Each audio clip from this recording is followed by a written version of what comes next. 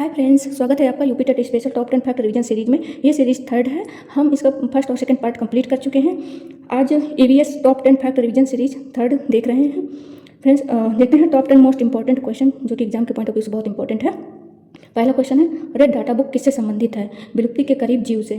Friends, ये PYQ का most repeated question है, रेड डाटा बुक। इसे याद रखिएगा। इसमें है कि विश्व के सभी संकटापन्न जीव जंतुओं का रिकॉर्ड रखा जाता है रेड डाटा बुक में।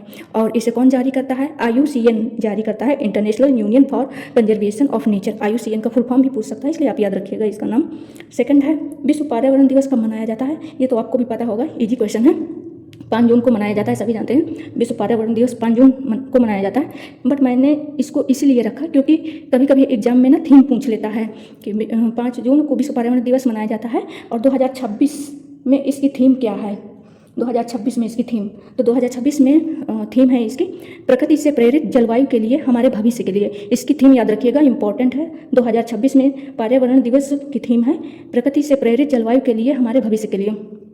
थर्ड है, एक मार्ग का संबंध किससे है? गुणवत्ता से है। यह क्वेश्चन भी इंपॉर्टेंट है। चिपको आंदोलन के प्रणेता कौन है? सुंदरलाल बहुगुणा।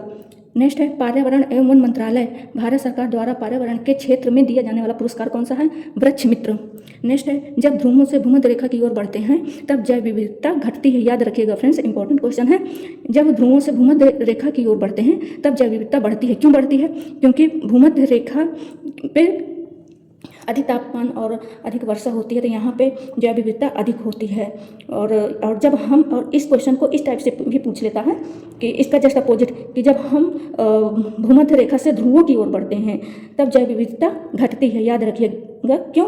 क्योंकि ध्रुवों में पूरा हिमाच्छादित भाग होता है, वहाँ पे वनस्पतियों का और जंतुओं का अभाव होता है, इसीलिए ध्रुवों पे जैव विविधता घटती है।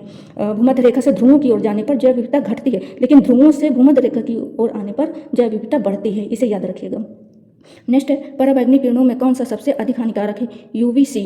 इसे भी याद रखिएगा। वायुमंडलीय प्रदूषक अम्लीय वर्षा का मुख्य कारक है सल्फर डाइऑक्साइड, SO2। याद रखिएगा, इंपॉर्टेंट है ये क्वेश्चन। इसको कई तरीके से एग्जाम में पूछता है। वायुमंडलीय प्रदूषक अम्लीय वर्षा का मुख्य कारक है SO2, सल्फर डाइऑक्साइड।